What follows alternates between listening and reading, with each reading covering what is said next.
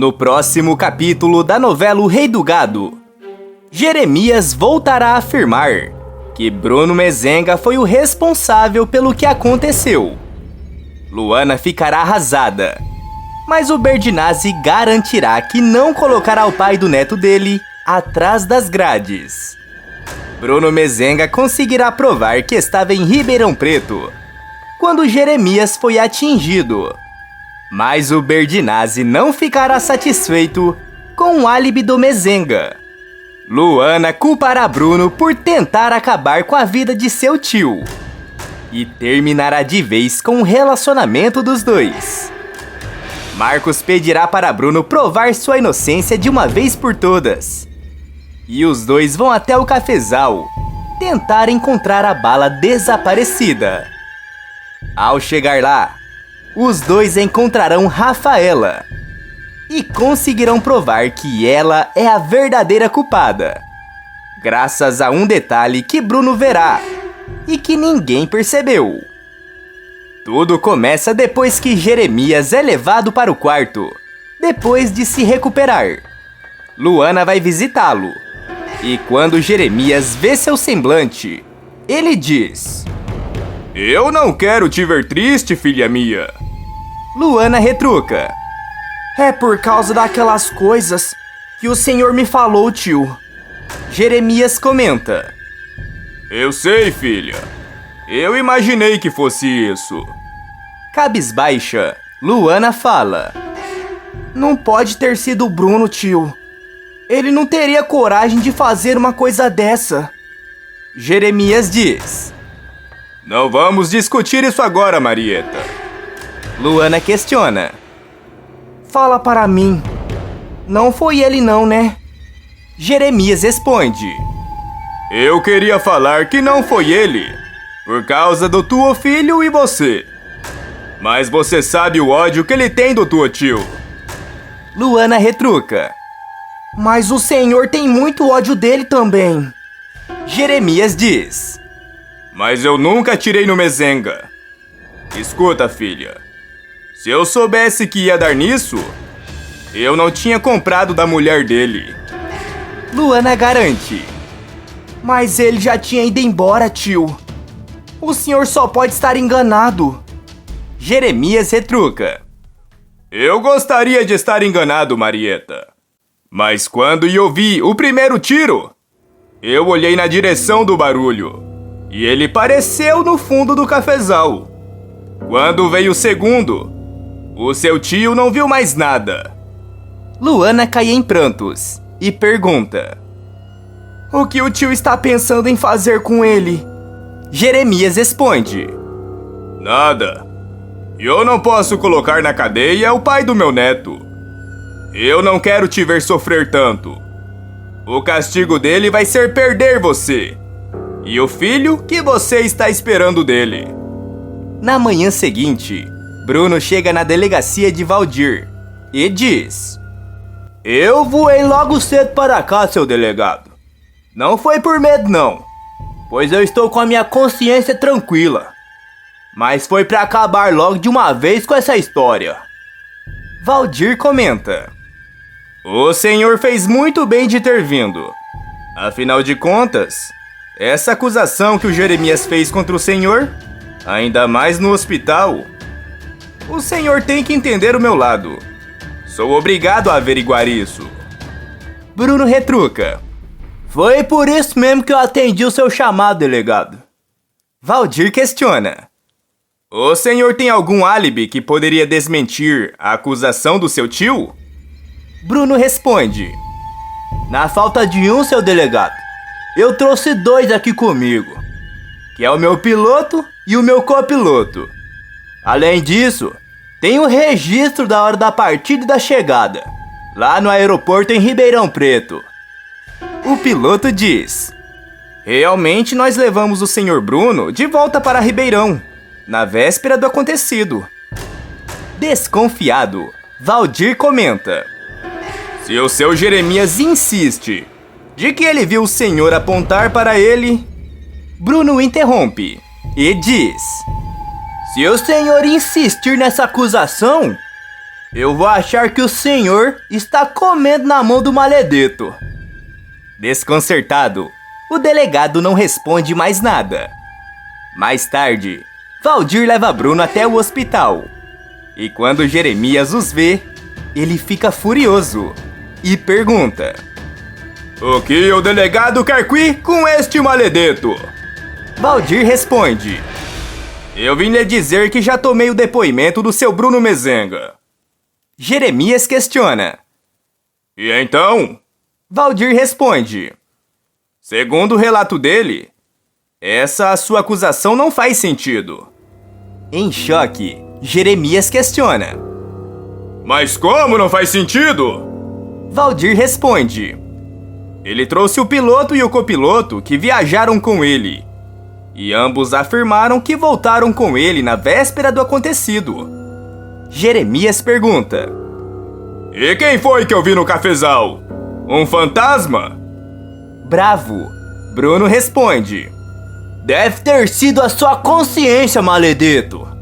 Valdir diz: O seu Bruno Mezenga diz ter provas da hora que ele saiu e da hora que ele voltou para Ribeirão Preto. Lá no aeroporto tem tudo registrado. E agora, o que o senhor tem a dizer? Jeremias responde: Você não voltou naquele avião, Bruno Mezenga. Porque eu te vi apontando com a maledeta arma no meu cafezal. Furioso, Bruno retruca: Não fala besteira. Jeremias grita: Mas é vero. Respirando fundo, Bruno diz: Delegado Valdir, eu vou sair daqui antes que eu tire a vida desse maledeto. Bruno sai furioso do quarto e Luana vai atrás dele. Ao vê-la, Bruno tenta abraçá-la, mas ela se afasta e pergunta: Por que você fez isso? Surpreso, Bruno retruca: Fez o quê? Do que você tá falando? Luana questiona: Por que você atirou nele? Em choque, Bruno comenta: Ah, não. Ouvir você falar uma coisa dessa? Eu não acredito. Brava, Luana retruca: Mas não mente pra mim, não. Bruno diz: Mas eu não estou mentindo. Pelo amor de Deus. Luana fala: Mas ele viu você. Nervoso, Bruno retruca: Ele não viu nada. Eu tava a centenas de quilômetros daqui quando isso aconteceu. Luana comenta: Mas você odeia ele demais. Respirando fundo, Bruno diz: E ele também me odeia. É por isso que ele tá inventando essa história. Isso parece um pesadelo. Você acha que eu poderia fazer isso com esse infeliz? Luana responde: Eu acho que sim. Você sempre dizia pra mim que todo Berdinaz não deveria ter nascido. É ódio demais, Bruno. Mas não tem amor que aguenta uma raiva dessa. Surpreso, Bruno fala: Eu não fiz isso. Eu bem que gostaria de ter feito, mas eu não fiz. Com ódio no olhar, Luana diz: Eu nunca conheci um Bruno Mezenga. E nem tô esperando um filho dele. A gente se separa aqui de vez. Luana volta para o quarto, deixando Bruno atônito.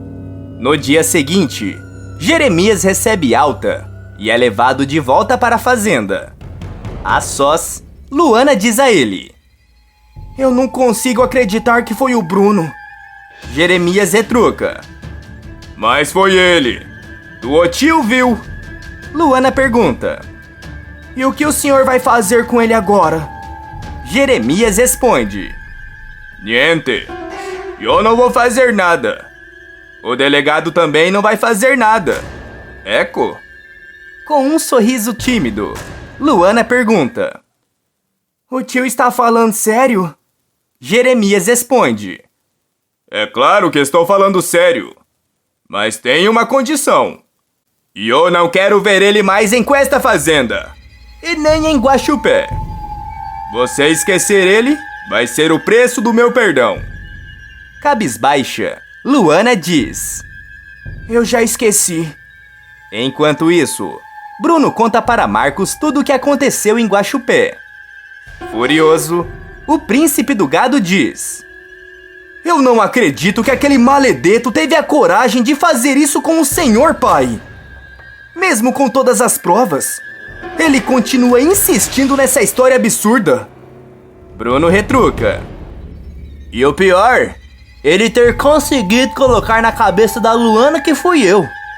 E eu acredito que o intuito dele de me acusar foi justamente para me separar dela. Marcos fala: A gente tem que conseguir alguma prova de te inocentar, de uma vez por todas. Bruno questiona: Mas como? Tudo que eu podia eu fiz. Após alguns segundos pensando, Marcos responde: Eu me lembro do delegado falando que a bala passou o corpo do Jeremias. A gente poderia tentar encontrar lá naquele cafezal.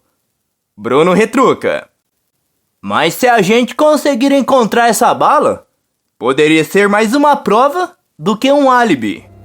Marcos diz: Eu sei, mas se a gente descobrir que arma saiu a bala, também dá para encontrar digitais nela. Pensativo, Bruno comenta: Não tinha visto por esse lado, mas o delegado já deve ter começado as buscas. Marcos retruca: Mais um motivo. Se a gente demonstrar apoio, ele vai ver que o senhor não tem medo de que ela seja encontrada. Respirando fundo, Bruno comenta: Então lá vamos nós. Voar para Guaxupé mais uma vez. Na manhã seguinte, os dois chegam no cafezal de Jeremias e fazem perguntas para os funcionários de onde que o chefe dele foi encontrado desmaiado. Ao chegarem lá, eles começam a procurar no meio das folhas. E de repente, os dois sentem uma presença. Amedrontado, Marcos comenta: Pai, tem alguém aqui. Bruno retruca: Deve ser algum funcionário, ou até um animal. Marcos diz: Eu não tenho certeza disso. Trêmulo, Marcos se aproxima de onde ele ouviu o barulho e leva o maior susto quando vê Rafaela. Desesperada, a pilantra diz: Por favor, Marcos, não é nada disso que você está pensando.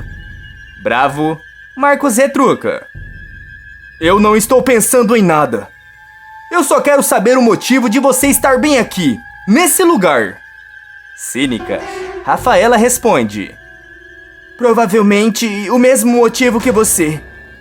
Nesse momento, Bruno se aproxima e pergunta: O que está acontecendo aqui? Marcos responde: Olha quem eu encontrei aqui. Bruno pergunta: O que você está fazendo aqui? Rafaela não responde nada e Bruno continua: Eu tenho uma ideia melhor. Vamos saber disso lá na delegacia. Rafaela regala os olhos e fala: Não tem necessidade disso. Bruno comenta: Alguma coisa me diz que a gente tem que ir para lá. E agora? Momentos depois, eles chegam na delegacia carregando Rafaela.